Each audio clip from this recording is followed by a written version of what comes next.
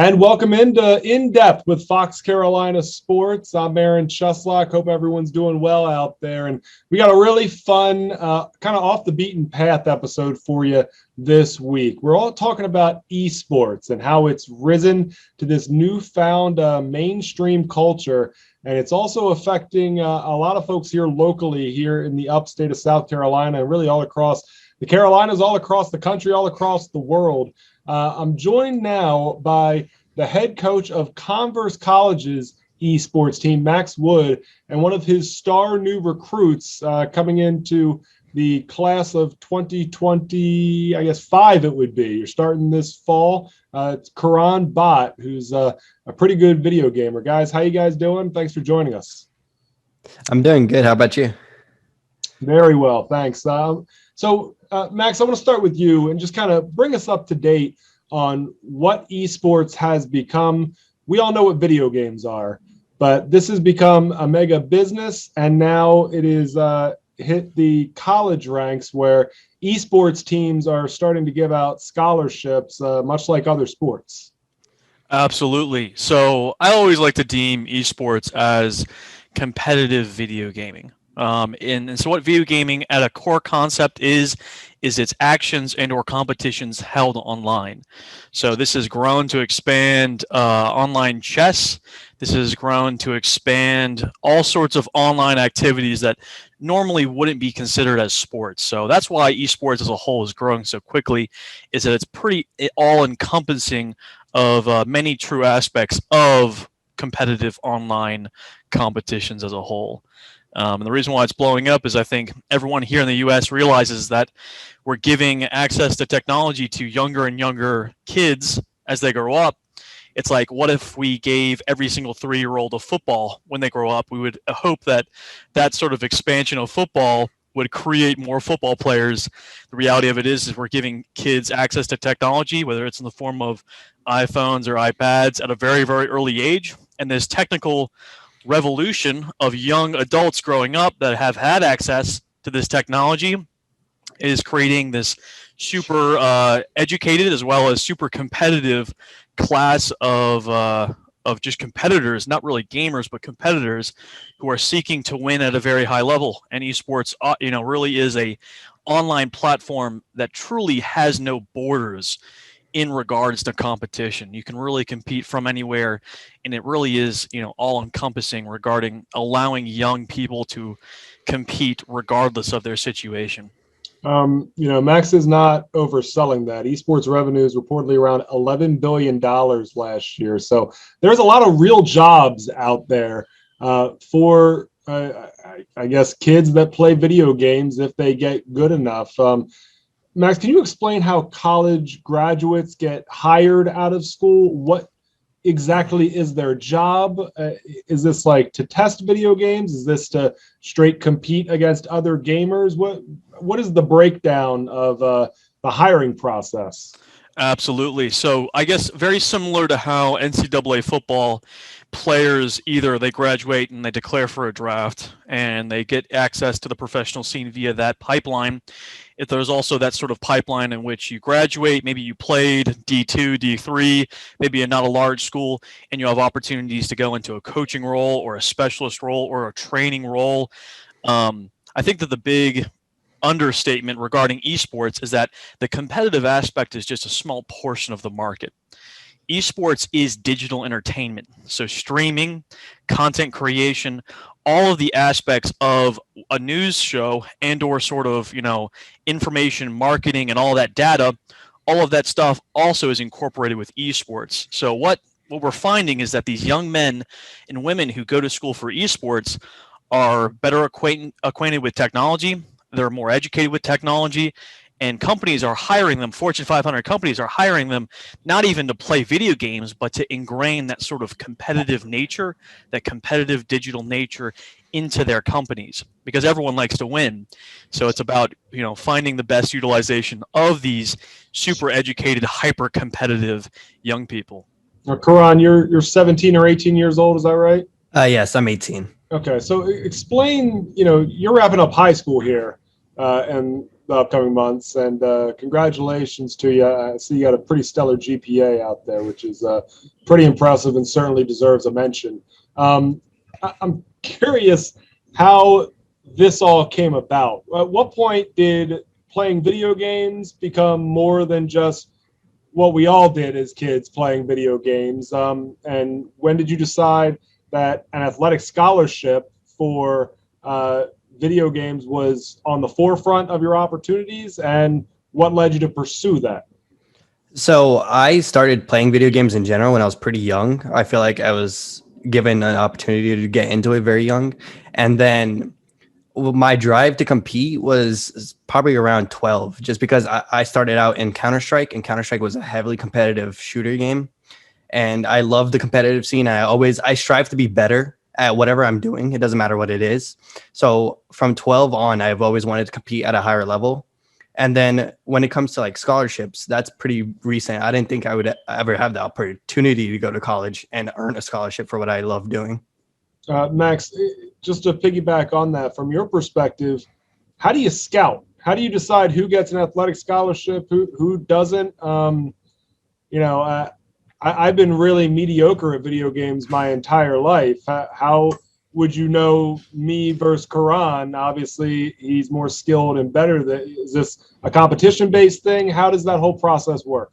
I'm a traditional sports guy, Aaron. So what I like to do is always like to look back at how do we scout football players at a young age, right? Combines, data, that sort of information. The crazy part is that, Karan's data has been available since he was 12.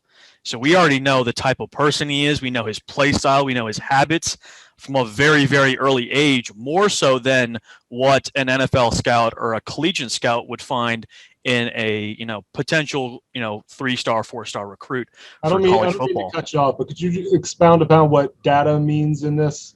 Yeah, so like Karan's competitive history, where he was playing either on a ladder or his rank. We are talking about data that is inputted via the game itself in the form of an API, which is like a gateway, if you will.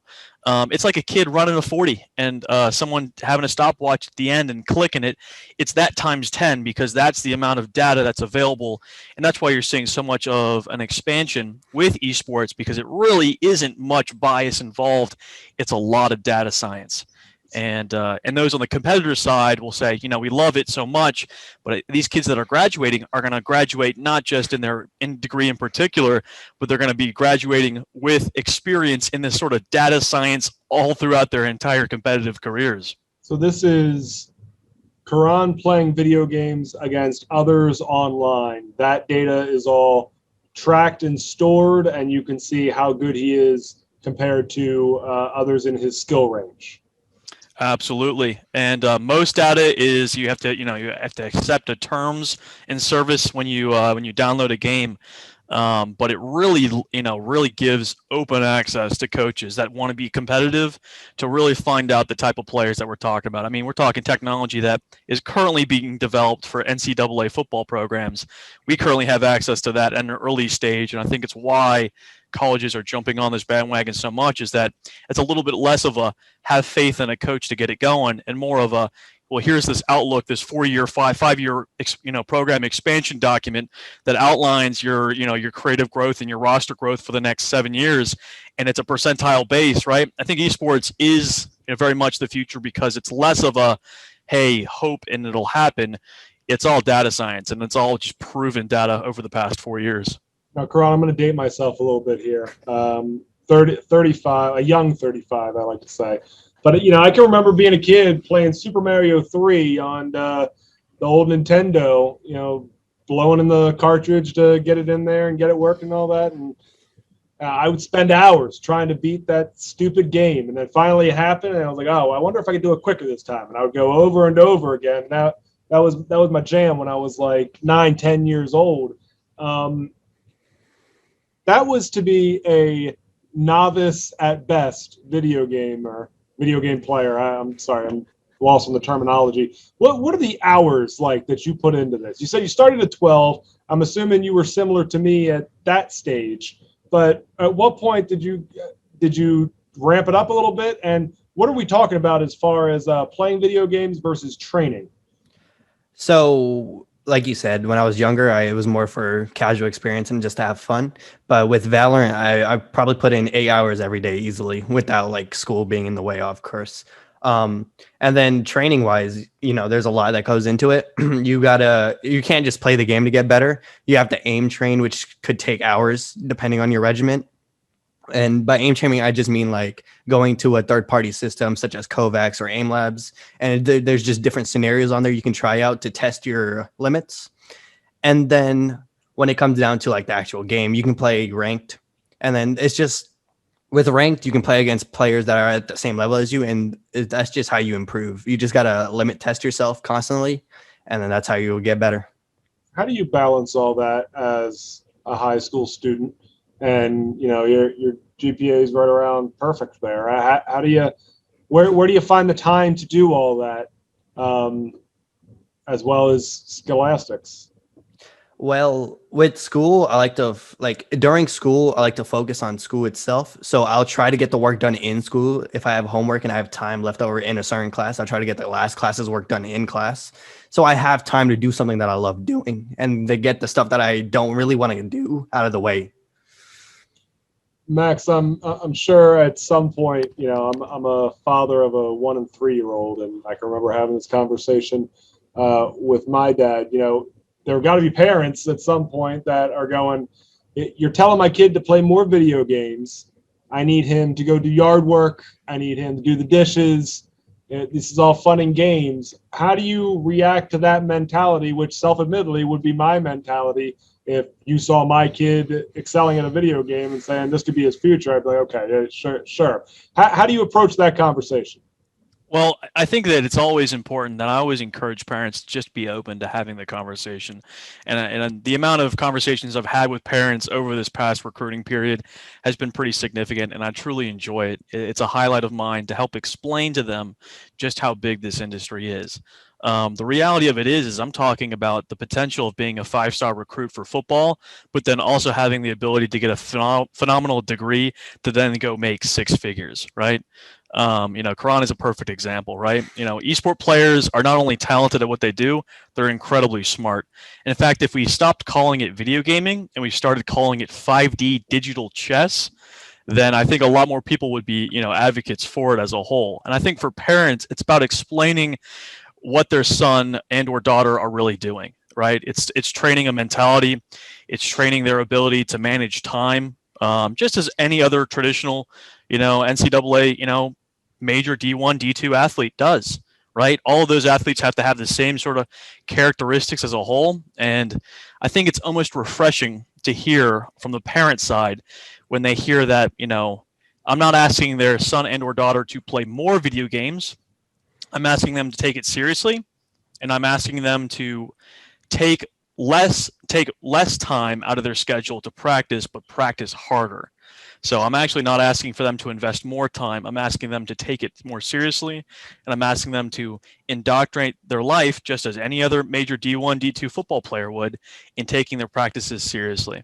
What are the percentages as far as going pro? For instance, and I'm sorry if I'm using the wrong terminology there, but when you look at the traditional college athletics here, I don't know how many, you said there's a different variety of jobs that are available to you, but I'm talking about specifically competitive gaming.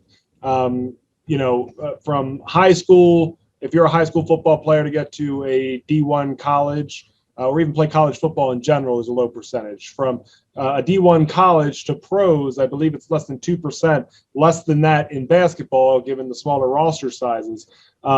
So when you walk into a parent's home and say this can be a living for them, what are the actual percentages? And I'm sure I'm putting you on the spot here, but I know it's tough to gauge because the industry is exploding so much and there are so many different avenues. How can you break that down for us as best you can, knowing full well that everything kind of there is fluid?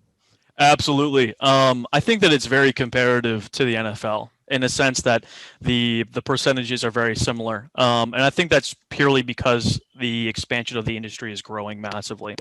And unlike football, Karan could take his skill set and go abroad and live very, very, very well off for himself. So we're talking about him developing. So from a professional gaming standpoint, he can either go to a foreign league and get paid a significant salary to play, overseas. Esports is very nationalized. It's very political overseas. And so there are a lot of nations and countries who take their esports very seriously. The opportunity to go and play professionally, I would say, is absolutely very comparable to the NFL. And that's just currently at its current state. We expect that to continue to grow and continue to blossom and push, over what the percentage for an NFL pipeline normally would be. And that's not because of anything else other than the fact that we're going to continue giving kids access to technology earlier and earlier. And I think the rest of the world is going to continue to develop technologies and have access to technologies for themselves as well. Yeah, I think that aside from the common, I guess you'd call it a misconception because they're just having fun playing video games. I think the technological benefits there are a little understated. Karan, is this something that a bunch of your friends are doing? I'm not talking about the guys you're on the headset with. By the way, I feel left out that I don't have these, headsets going on, just being a stock car. But when just at school talking about lunch, when we used to have in-person school and all that good stuff, is this something that, a bunch of kids are doing? Are you the outlier? I mean, I remember when I was a kid playing video games, with my friends, there was always that one guy that was better at everything than anybody. I'm assuming that's you. But how prevalent is this amongst kids your age? No, that's a good question because, it's very prevalent. Like almost everyone, if you go to a high school today, is playing some sort of game, right? It doesn't have to be like Valorant, for instance. They're playing 2K, they're playing Madden, they're doing something related to video gaming. I think that's what's great is because back in the day, it was more of a cliche, or not cliche thing, but more of a small group at school that plays games. But it's really grown into a legitimate hobby and a career, which is amazing. Max, when you look at what's gone on in the past year in the world, I'm curious, obviously the entire sports world stopped in March of last year.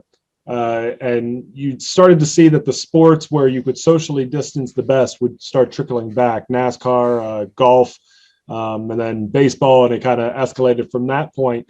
I'm curious if you've seen an increase in gaming or interest in gaming since the pandemic started, given that it caters pretty naturally, I should say, to social distancing.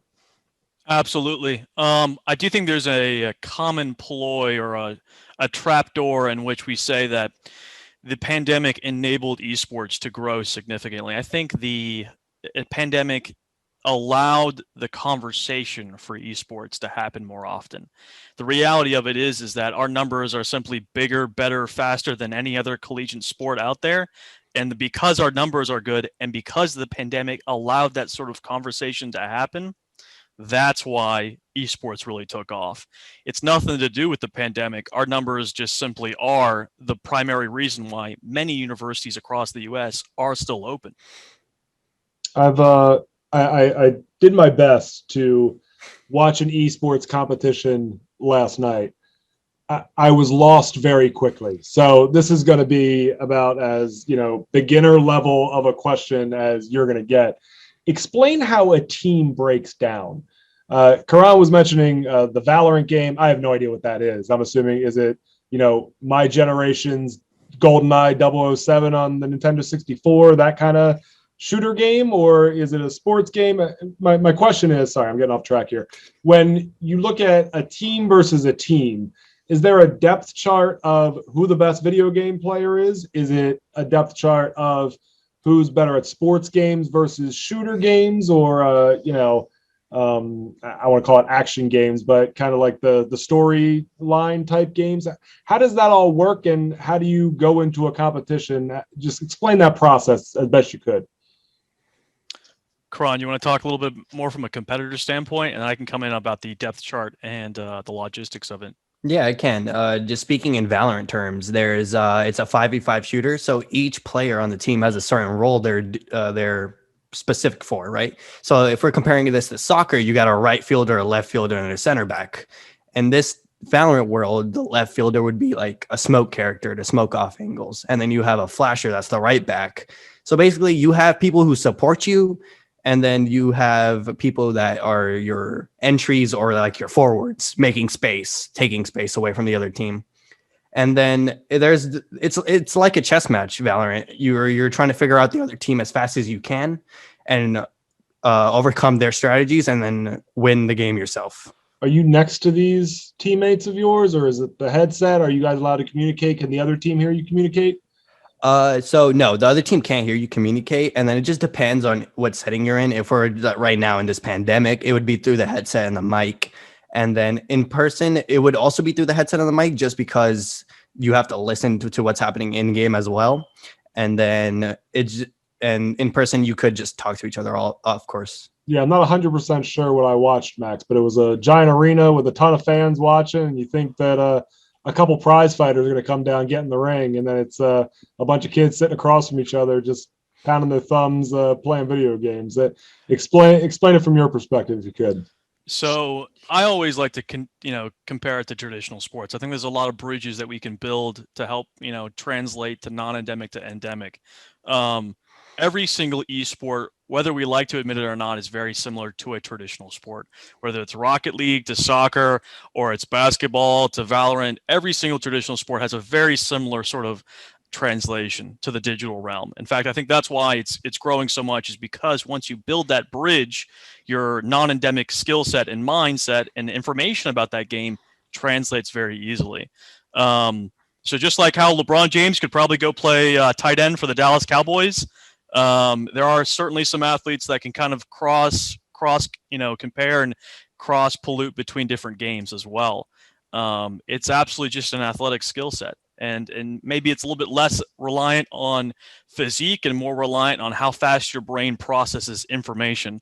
And as you can imagine, right, every company in the world is trying to find the individuals that can process the most information the fastest. What does practice entail? I'm assuming they're competing against each other. Are there any aspects to this that, obviously hand-eye coordination's got to be a big part of it.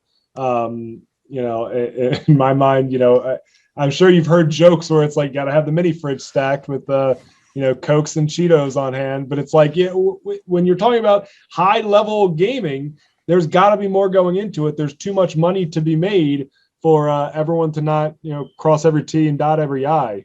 Absolutely. And I think that the U.S. has really caught up abroad. The rest of the world, I think, has led the way in, esports development and health and all of that. And I think the esports world for North America has caught up. For us as a whole, we treat it just as we would treat a Division II NCAA football athlete, whether it's weight training 3 days out of the week and then getting 5 days of 4 to 6 hours of practice per day. And then scrimmaging other teams from across the United States. I know for our spring scrims right now, we're playing teams like UCLA, we're playing the University of Utah. Just because esports, our platform is online, our access to practicing and scheduling, opportunities to learn and grow is a little bit easier than maybe having to ship a football team out to the middle of the U.S. to play a scrimmage. So a lot of the same similarities. And I think that there's certainly a very heavy emphasis on health, because if you're not healthy as an individual, you're not going to be able to react as fast. And more importantly, your brain is not going to be able to process information quickly enough. And I think that is the real emphasis on health. Yeah, it's a good point, actually. I guess if you're tired, that's gonna slow everything down. Are there regulations like other NCAA sports? I mean, are you only allowed this many practice hours per week? Can Karan practice with the team on this particular game and then go home and play that same game for extra practice? How does that work? That's a great question. So the NCAA actually passed on esports about 2 years ago. They had a motion to review it, to add it to their eligible sports, and they ended up passing. I'm sure they're regretting that decision now with how much money is being injected into it.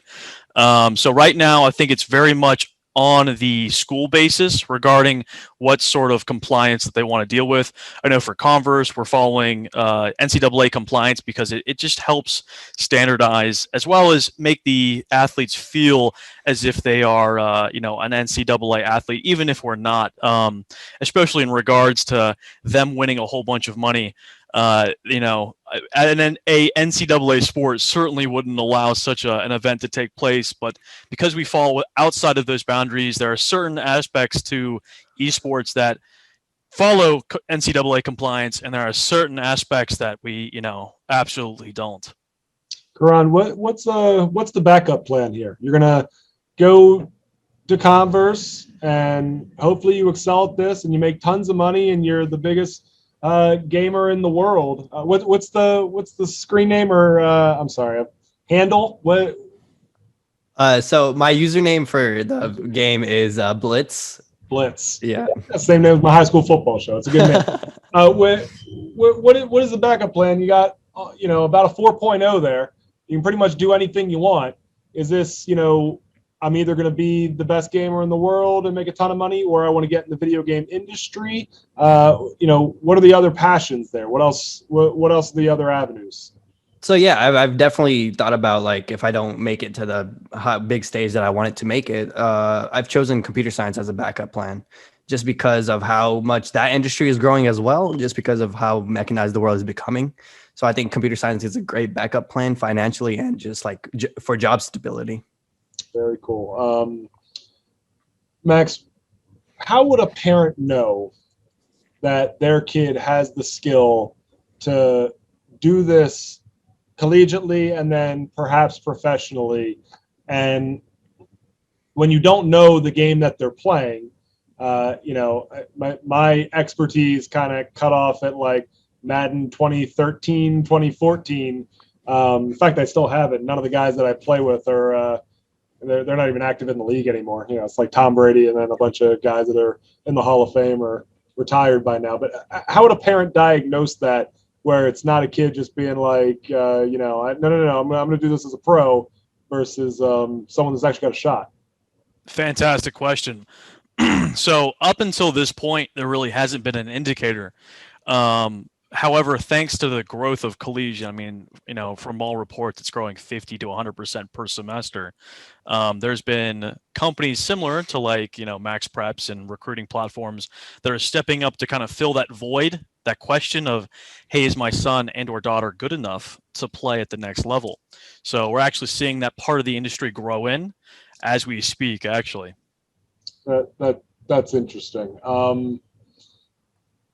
For the record, if I told my parents that I was playing video games to go pro, that would not have gone over well in the Cheslock household. But that's all right. Karan, what are you most excited about starting this experience? You're from the Carolinas, so you're not going too far from home. Heading over to Converse, what's the thing that you're most eager about? I would assume that you're well on your way to graduating on time. It's got to be a really cool experience to not just go to college, but to know that you got a shot to do something that you really love. Yeah, so Converse is going to start its first, this is the first year the esports division is really going to start. And I'm really excited to build upon that and start a winning streak with this college. And right before I even thought of this as an opportunity, I've always wanted to play a sport in college, just because I love competing. And so if it wasn't going to be this, it was going to be soccer. So I'm ready to compete and then also do the college, get the degree, and just enjoy what I'm doing at college. Max, is this first class going to be all incoming freshmen, or are there folks already at college that at Converse, I should say, that you're pulling to start there? That's a great question. For most new programs, I think it's a very heavy high school recruitment class, right? And that's usually just because it's an easy option. You pull from your local areas. I think our incoming class looks more like a United Nations mock-up with the amount of international talent we have coming than it does a collegiate esports program as a whole. We have many year 2, year 3 transfers coming in to really embrace this once-in-a-lifetime opportunity that we have with Converse College. Going co-ed in fall, and then on top of that, being a part of the first ever esports class, in fall, is a once-in-a-lifetime opportunity. And I think that our goal is to compete nationally in all of the games that we have. And so, for us to find quality talent, like a D4 level, offensive lineman, in Karan locally, and to have him be able to come in and compete with people that we're pulling from Ukraine and other countries, that's fantastic. So it really was just worlds aligned in regards to him matching the exact skill level that we want. He's coming here to win a national championship, and we are certainly very excited to have just the worlds aligned in regards to local high school talent being good enough to compete at that level. It's very interesting to me. The entire thing really is. It kind of dawned on me about a year ago that this was really starting to come into fruition and really blow up here. We're getting set to wrap up, but I want to get this from both of you. And Karan, I'll ask you to answer it first. There could be teenagers out there watching this going, that's something I might want to do. What are some tips from your perspective as somebody that's walking the path right now? And then Max, I'll get it from your perspective as well. A teenager that's watching this who plays video games, but maybe isn't sure how to really take their game to the next level, or really how to grow into a recruitable student athlete. So I think the biggest thing for just a kid getting into gaming is to keep on track with school and get your schoolwork done, so your parents can support you in what you're doing. Because at the end of the day, you can't spend the countless hour you need to get better at the video game if your parents aren't on your side with it. So you got to get all the stuff in your life that it isn't gaming out of the way first, and so you can spend the time you need to grow, prosper, and then just get better and compete at a higher level to eventually go to collegiate or even the bigger professional stage. I love that answer. I'm spitting over it, actually. It's very, very, very well said. Max, your perspective, you talk to a lot of kids. You've seen a lot of kids. You're recruiting at this point. How young does it go, by the way? You mentioned like a synonymous rivals, Max Preps type deal, which for those that don't know is basketball, baseball, high school, football, I should say.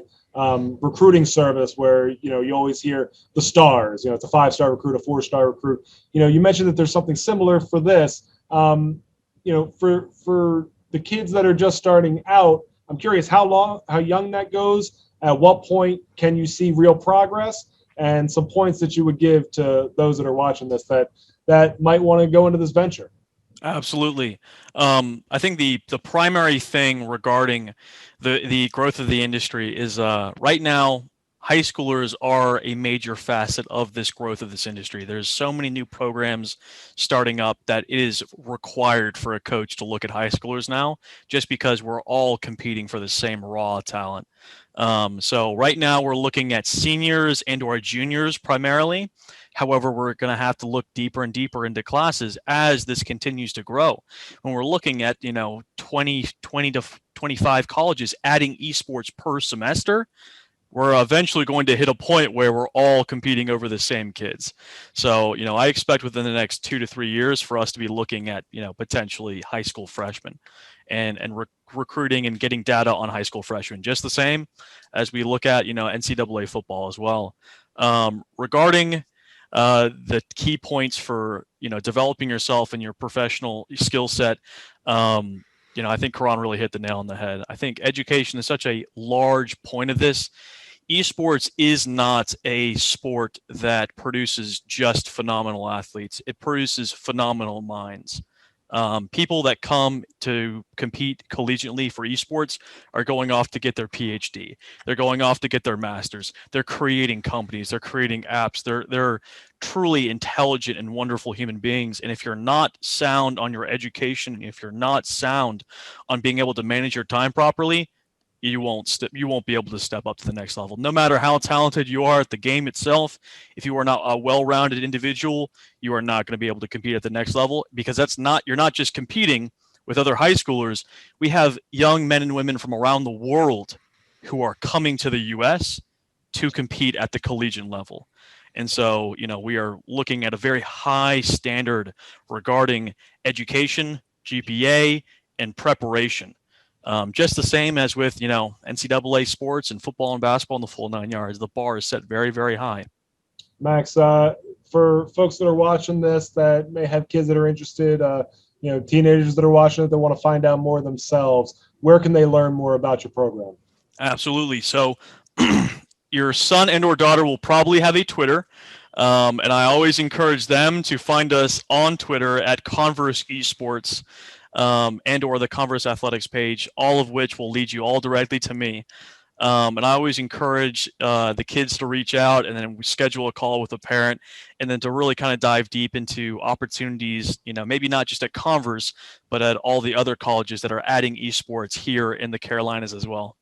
Karan, good luck to you finishing up high school, and certainly good luck in your journey over to Converse. And sometime in the near future, I want to get you one-on-one in a game of RBI baseball, which I think was released in the late 80s on the old Nintendo.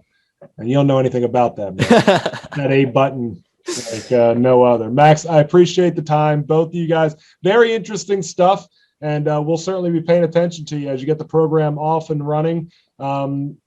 Again, it's a very interesting venture. It's an interesting business that, again, is exploding. Again, the revenue last year, about $11 billion for esports. So the market is there. It's a revolution, really, that is starting all over the country and all over the world, and is starting to take shape here in the Carolinas as well. Thank you both for joining us here for In Depth with Fox Carolina Sports. Thank you for tuning in. We have another great episode coming up for you next week. Have a great one.